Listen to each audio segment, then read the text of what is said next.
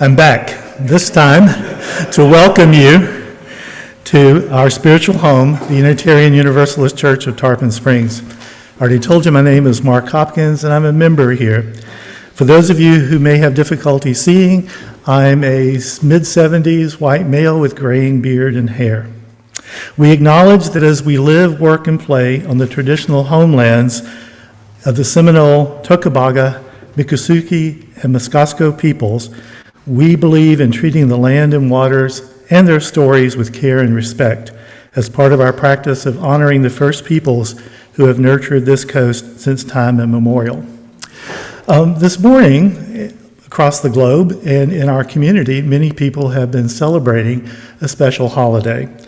For us, it could be that. It could be a reminder of the possibility of renewal and transformation.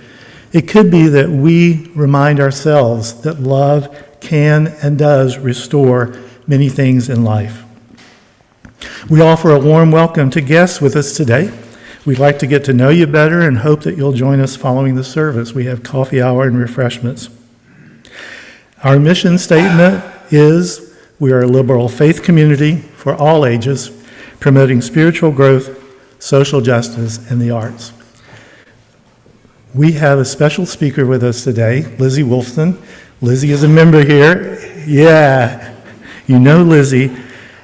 Today she's speaking Legacies of Leadership, a message on intersectional feminism, breaking barriers, and following your calling, inspired by the life of Li Zhao Sing, as delivered by her great-grandchild.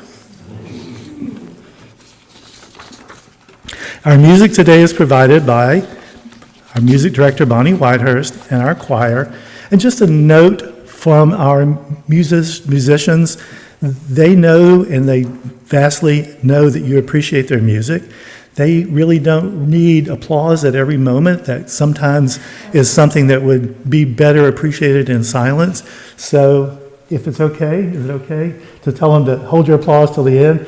Then you can be raucous at the end. Just let it all out. Okay, having said that, I welcome you, and now we'll have our opening music. Our opening hymn is number 1067 in the Teal Hymn Book. In your Teal Hymn Book, 1067. And don't forget the verse 4 and verse 5 on the second page. I'll play it through once.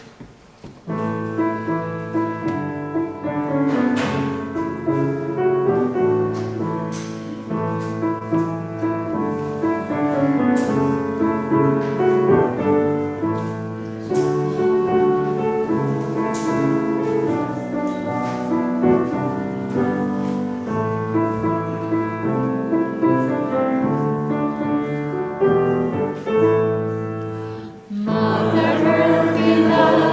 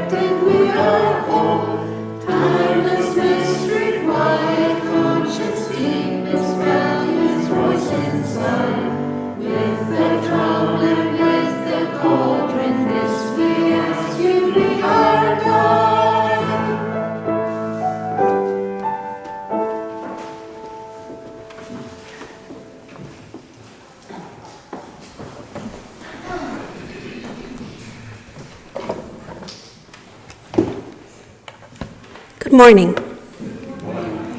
We gather this morning, as we always do, carrying whatever the week has left with us. Its weight, its wonder, its unanswered questions. We come from different places, different stories, different skies, and yet here we are, together, which is itself a kind of miracle. This morning, I want to tell you about a woman who refused to be grounded. She lived in a time of war and uncertainty, not so different from our own. She was told more than once that what she wanted was impossible, that doors were closed to her, and that the sky was not hers to claim. She claimed it anyway. Her name was Li Yaqing. She was China's first licensed female aviator. She was a film star, a barnstormer, a philanthropist, and a fierce defender of justice. And she was my great-grandmother. This morning, her story is our story. A story about what it means to follow your calling when the world says no. About breaking barriers, not just for yourself, but for those who come after you. About finding hope in the most turbulent of skies. Let us open our hearts to it. Welcome. I'm so glad you're here.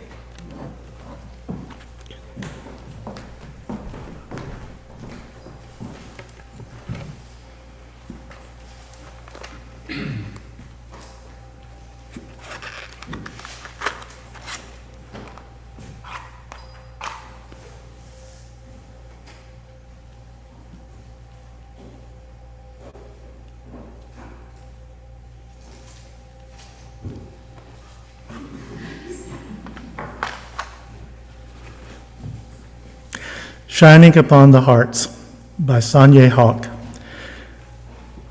With the lighting of this flame, let us grow the radiance of joy. With the lighting of this flame, let us spark the brilliance of hope. With the lighting of this flame, let us shine upon the hearts of all those who suffer, who yearn, and who crave the joyful noise of community, all beings, not one left behind. Unitarian Universalism is a covenantal faith.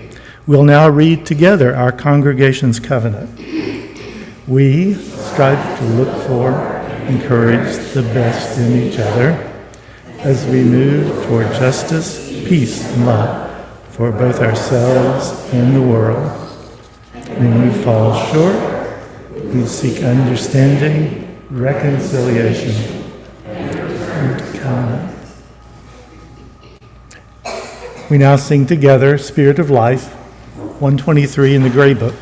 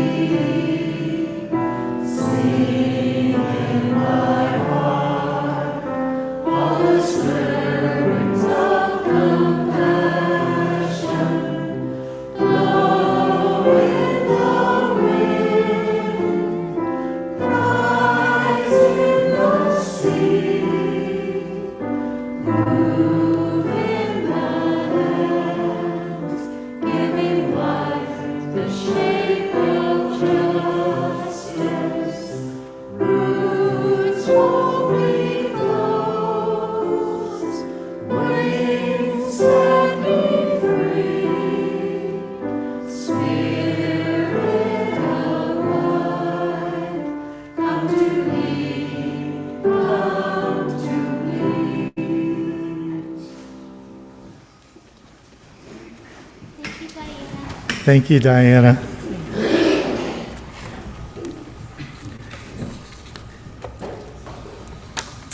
Our story for all ages this morning is going to be read by TJ Foley and, yeah.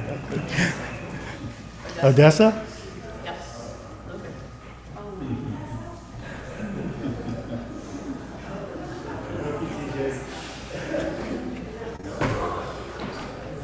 Hi, Odessa.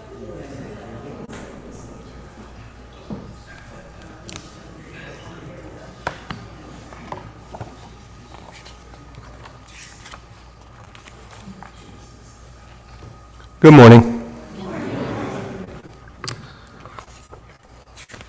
The story today is the rainbow fish. Odessa knows it pretty well by now. A long way out in the deep blue sea, there lived a fish. Not just an ordinary fish, but the most beautiful fish in the entire ocean. His scales were every shade of blue and green and purple, with sparkling silver scales among them. The other fish were amazed at his beauty. They called him Rainbow Fish. "Come on, Rainbow Fish," they would call. "Come and play with us." But the Rainbow Fish would just glide past, proud and silent, letting his scales shimmer.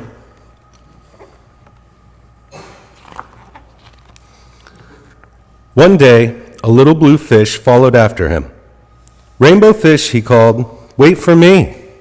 Please give me one of your shiny scales. They are so wonderful, and you have so many."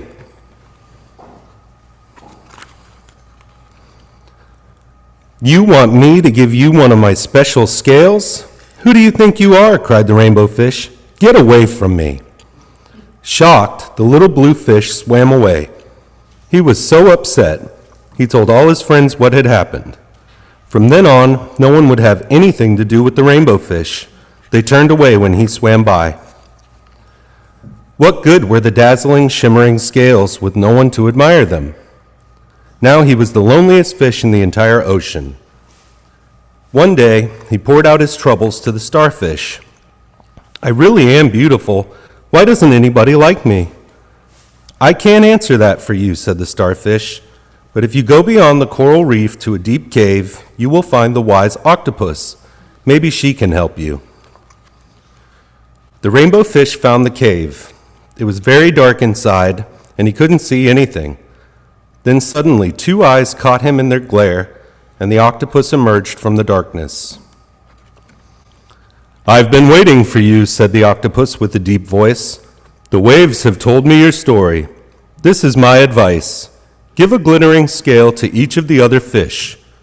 You will no longer be the most beautiful fish in the sea, but you will discover how to be happy." "I can't," the Rainbow Fish started to say, but the octopus had already disappeared into a dark cloud of ink. "Give away my scales? My beautiful shining scales? Never. How could I ever be happy without them?" Suddenly, he felt the light touch of a fin. The little blue fish was back. "Rainbow Fish, please don't be angry. I just want one little scale." The Rainbow Fish wavered. Only one very, very small shimmery scale, he thought. Well, maybe I wouldn't miss just one. Carefully, the Rainbow Fish pulled out the smallest scale and gave it to the little fish. Thank you very much," the little blue fish bubbled playfully as he tucked the shiny scale in among his blue ones. A rather peculiar feeling came over the Rainbow Fish. For a long time, he watched the little blue fish swim back and forth with his new scale glittering in the water. The little blue fish whizzed through the ocean with his scale flashing. So it didn't take long before the Rainbow Fish was surrounded by the other fish. Everyone wanted a glittering scale. The Rainbow Fish shared his scales left and right, and the more he gave away, the more delighted he became. When the water around him filled with glimmering scales, he at last felt at home among the other fish. Finally, the rainbow fish had only one shining scale left. His most prized possessions had been given away, yet he was very happy. "Come on, rainbow fish," they called. "Come and play with us." "Here I come," said the rainbow fish, and happy as a splash, he swam off to join his friends.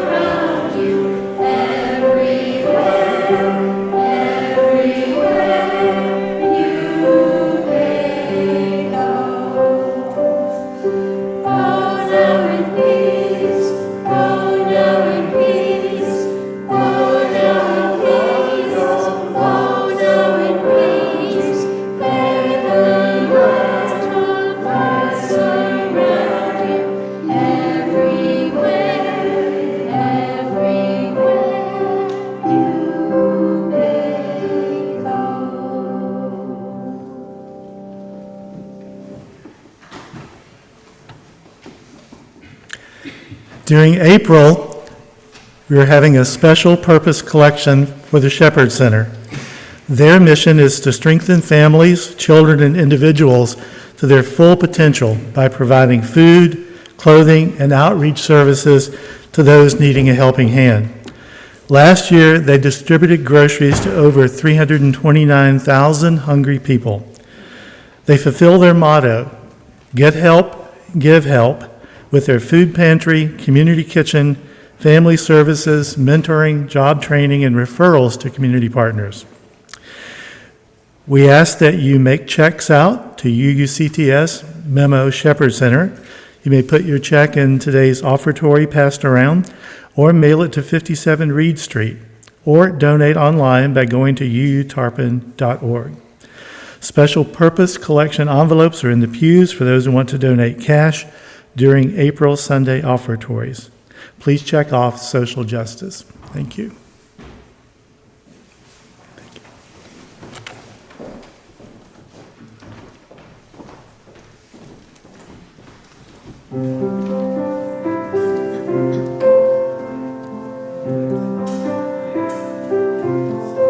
I am standing on the shoulders of the ones who came before me. I am stronger for their courage. I am wiser for their words. I am lifted by their longing for a fair and brighter future. I am grateful for their vision, for their toiling on this earth. We are standing on the shoulders of the ones who came before us. They are saints and they are humanists. They are angels, they are friends.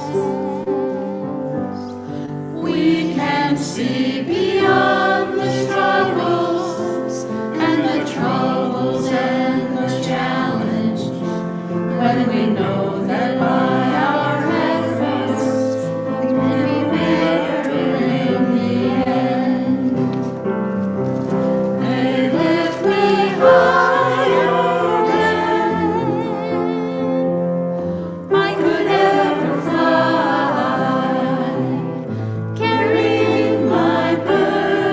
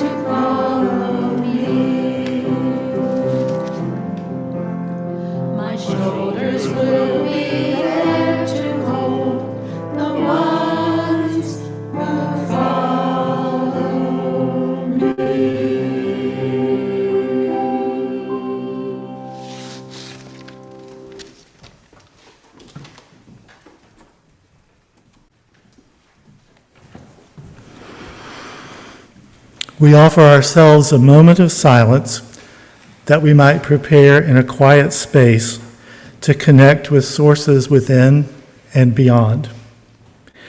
May these silent moments help you enter a space of receptive grace.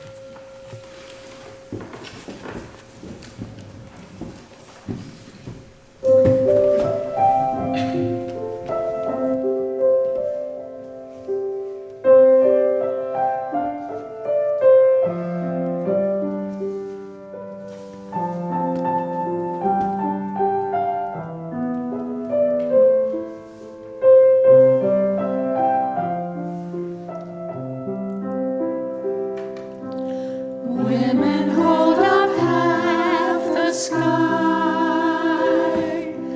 Women carry more than half the water. Women bring all the children into the world, and women hold up half the sky. Women hold up half the sky. Women carry more than half the water. Women bring all the children into the world, and women hold up half the sky.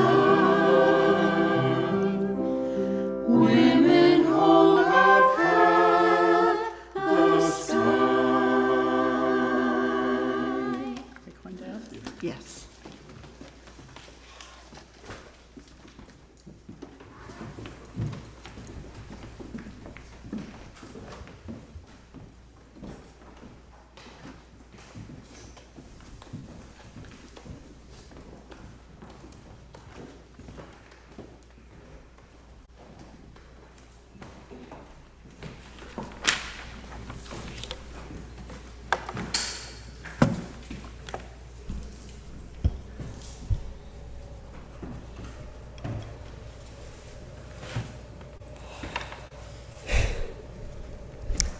I want you to imagine a woman standing on a tarmac in San Francisco in 1938. The world around her is on fire. Japan has invaded China. Shanghai is burning. The people she loves, her family, her country, her culture, are under siege. And she's thousands of miles away with no army, no political power, no government behind her. What does she have? She has an airplane. She has a carnation tucked behind her ear. And she has an absolute unshakable refusal to be told what she can or cannot do. So she sells her jewelry, $7,000 worth, buys a plane, and begins barnstorming across America, city by city, air show by air show, raising money, raising awareness, and most importantly, raising hope. That woman was Li Yashing, my great-grandmother. I'll be honest with you this morning. I didn't grow up knowing much about her. Her story was not told often in our family. Like so many extraordinary women of history, she lived boldly and then became quiet in the telling. But then I found a book.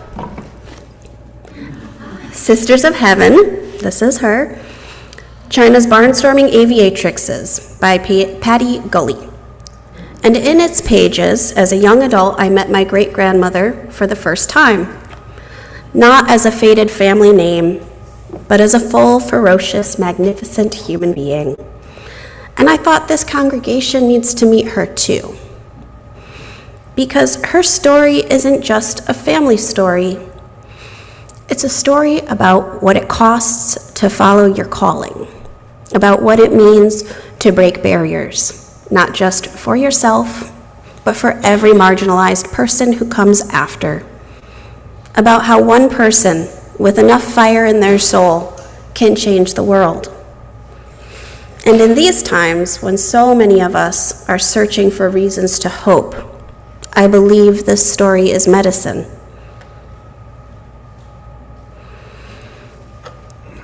Li Yaqing was born in 1912 in Canton Province into a wealthy and fiercely patriotic Chinese family.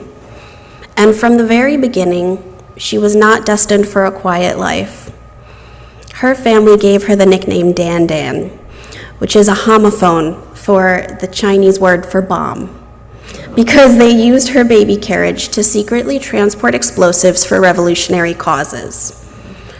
She was quite literally born into resistance. At 14, she wandered onto a movie set. The director, captivated by her presence, offered her a role in a silent film. She thought it would be fun, and within a few years, she was one of China's most recognized actresses, performing under the stage name Li Dandan. Her most famous role, the title character in an early adaptation of Hua Mulan, the legendary woman warrior who disguised herself as a man to serve her country. The symbolism is not lost on me. But fame, it turns out, was never the destination, it was just the first act. In 1929, at 17 years old, she married a diplomat and moved to Geneva, Switzerland. By 1932, she was a mother of two, with my paternal grandmother being her second born. And then in 1933, she attended the Paris Air Show, and everything changed. She watched planes cut through the sky, and something ignited in her, not just a passing fancy, but a calling. She enrolled in flying lessons almost immediately. 1 year later, she made her first solo flight, becoming the first woman to receive a private pilot's license in Geneva.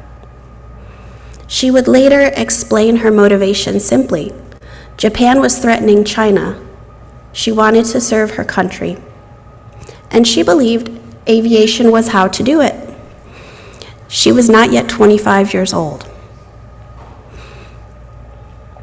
In 1935, she enrolled at Boeing School of Aviation in Oakland, California, and became the first female graduate, completing her training with honors. She returned to China with fire in her heart and a pilot's license in her hand, ready to serve. And China said no. Her application for a domestic flight license was rejected because she was a woman.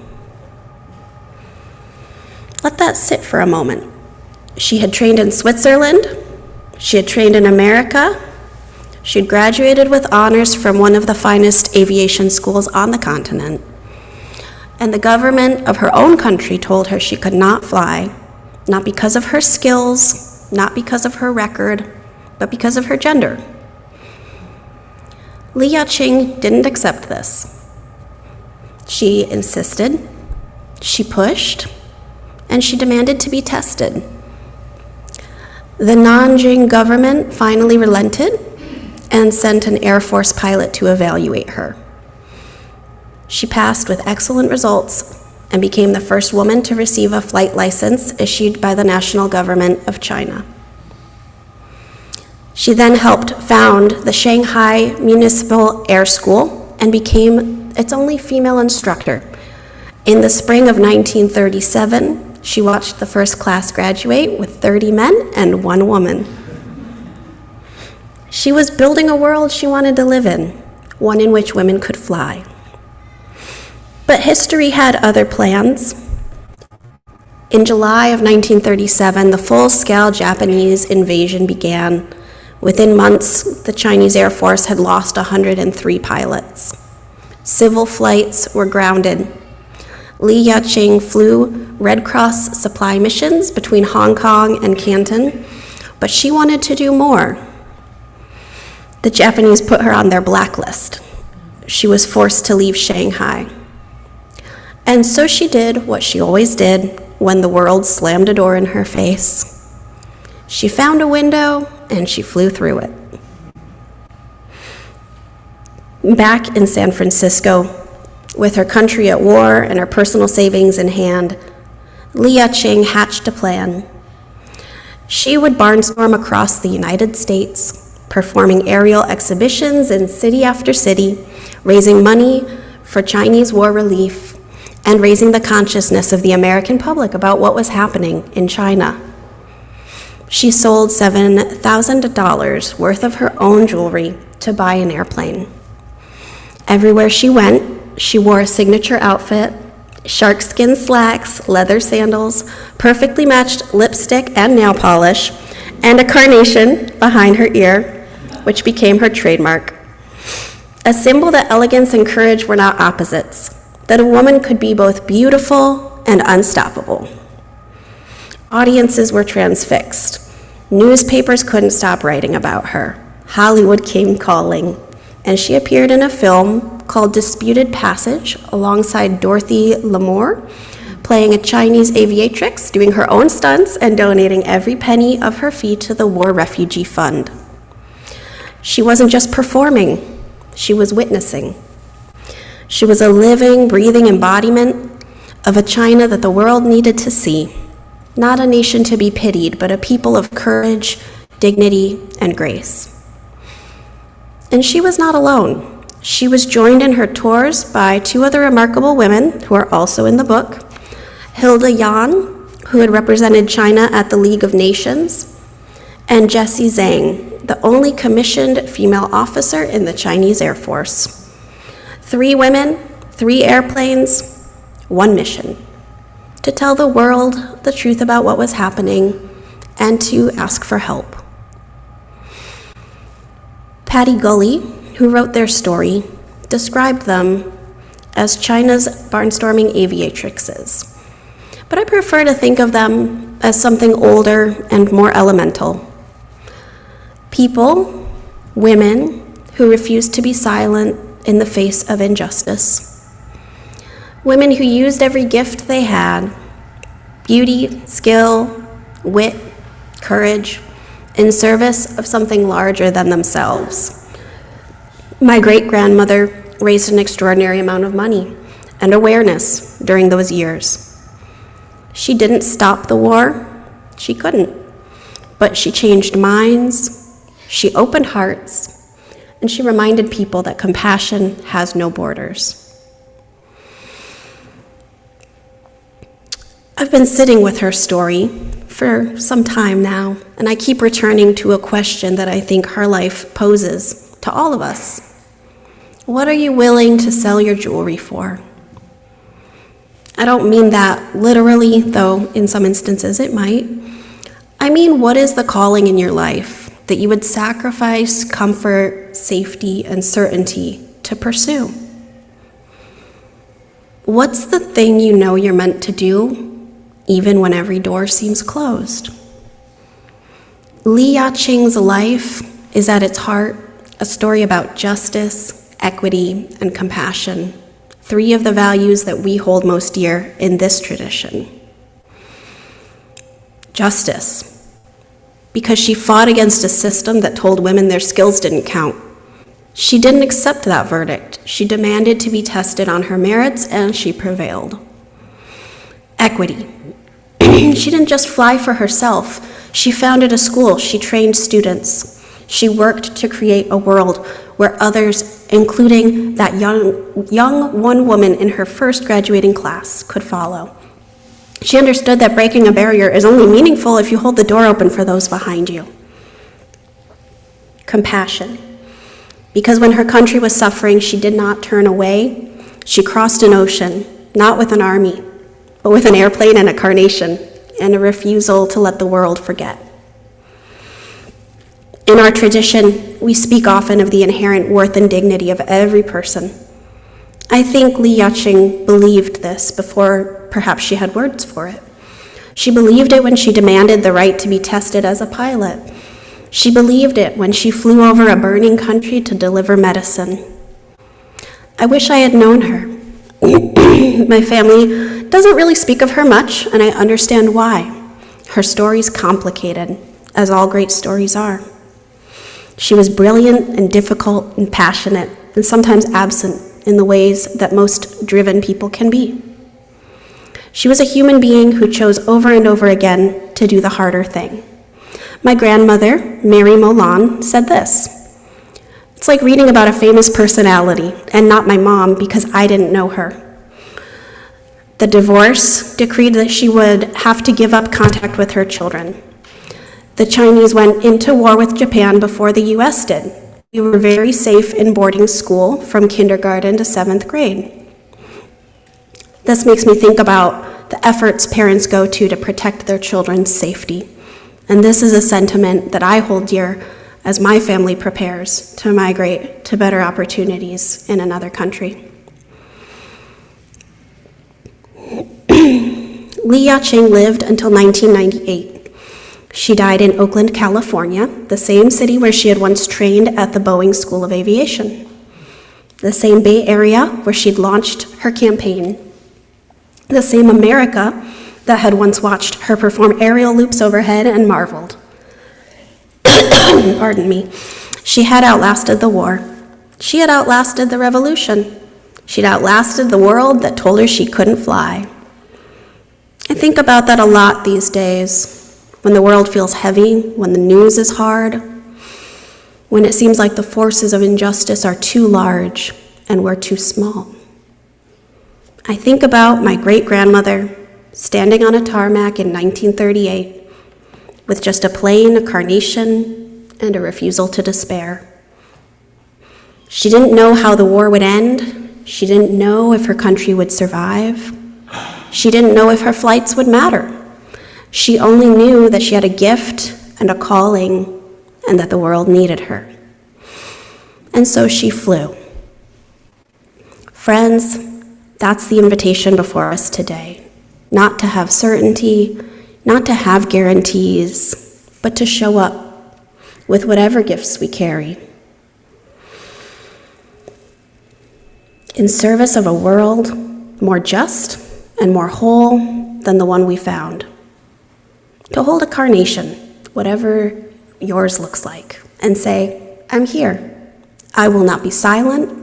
I will not be grounded. The barriers are real. The headwinds are fierce. But so are we. May we fly."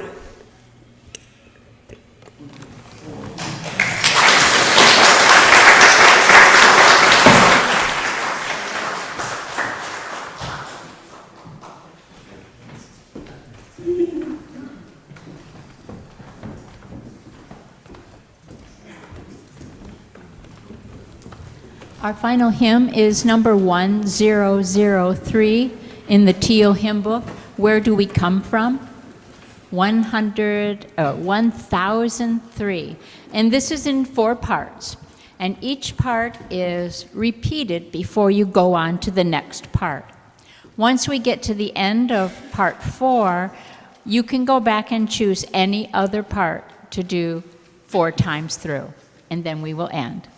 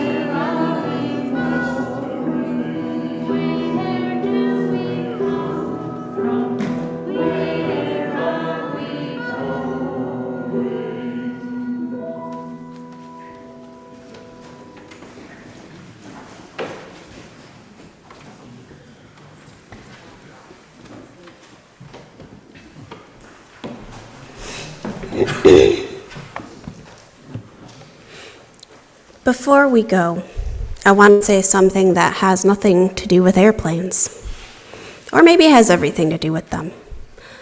About 2 weeks ago, my family had to leave our home, very suddenly with little warning, and no real safety net. There was mold, the kind that gives you no choice, and we were out. Our landlord didn't really step up. We had almost nowhere to turn. And this community did what this community does. You opened your doors, literally. You brought us the things we needed: towels, sheets, air mattresses, the everyday things that help make you feel at home. You called, you checked in, you sat with us in the disorientation of not knowing what was coming next. You didn't rush toward making everything okay. You stayed with us. And I've been thinking about that as I prepared this message about my great-grandmother, a woman who was forced out of her own country, who lost her footing more than once, and who kept flying anyway. I think she kept flying because she knew somewhere deep down that she was not entirely alone, that there were people who believed her journey mattered. You have shown my family that our journey matters. I don't have the words for what that's meant.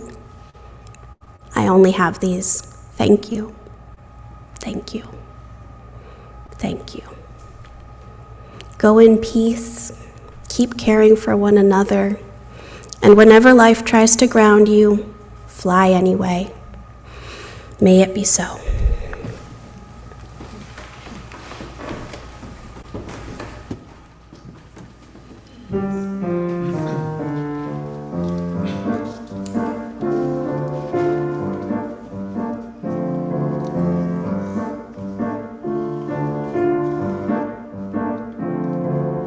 Cantate canticum novum, sing we a joyful new song. Cantate canticum novum, lift up your voice loud and strong. Cantate, cantate, cantate canticum novum. Cantate, cantate, cantate canticum novum.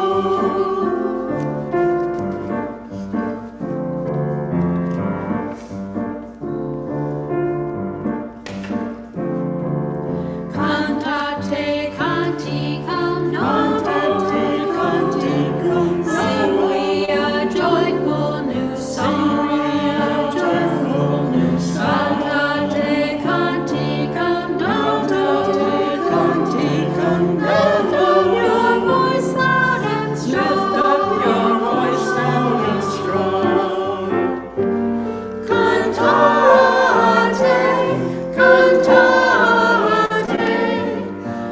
cantate canticum novum. Cantate, cantate, cantate canticum novum.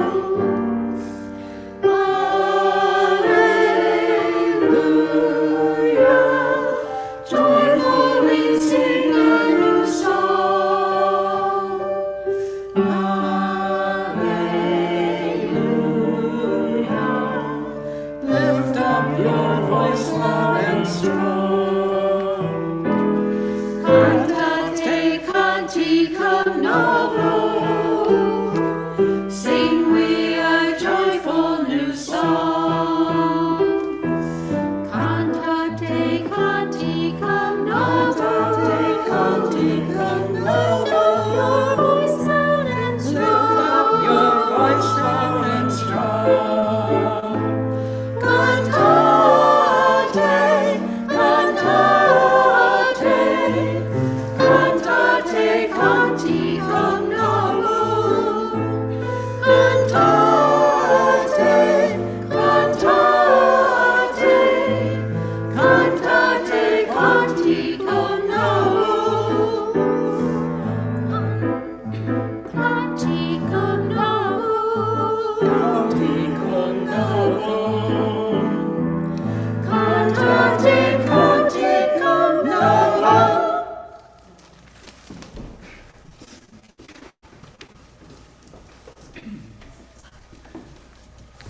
Thank you, choir. Thank you, Vonnie. And thank you very, very much, Lizzie. Wonderful. Yeah, come on.